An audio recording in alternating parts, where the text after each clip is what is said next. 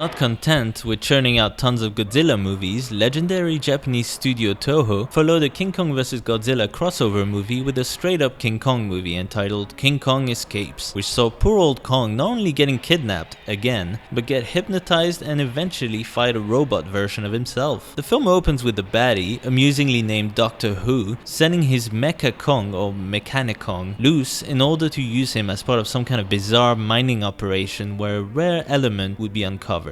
Unfortunately, Mecha Kong turns out to be useless and nowhere near as powerful as the real Kong. So you've guessed it, Doctor Who goes to find the iconic beast, and with the help of some well-delivered ether bombs, Kong is soon put to sleep and taken back to Who's lair, where he is hypnotized by a glowing lamp and sent out to do the job Mecha Kong couldn't. As with every single plan Doctor Who's ever had in this movie, this all backfires, and King Kong, you've guessed it again, escapes. Other characters present in the movie include submarine commander Carl Nelson, played by an actually pretty good Rhodes Reason, his lieutenant Susan Watson, played by an actually pretty awful Linda Miller, and Miyahama's shady businesswoman Madame Piranha. It's a fun cast, though sometimes for the wrong reasons, but regardless they help make the film's duller parts, most of the second act to be honest, much more entertaining. The fact that the best they could come up with in terms of King Kong plot boils down to little more than some, I guess, evil mining is certainly an odd move, but luckily the film pauses every so often to offer us enough lulls and rubber-suited fights to keep us interested. Kong battles a rubbish-looking dinosaur who is actually rather good at dropkicks, a sea snake, and, of course, Mecha Kong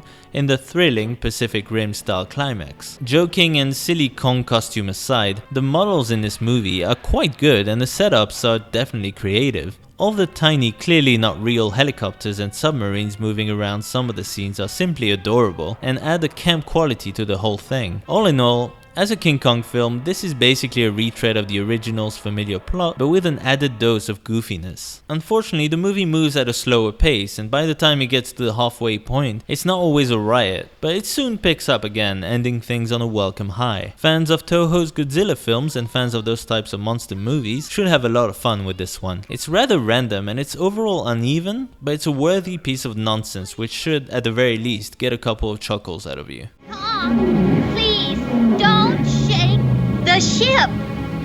I sleep and I eat.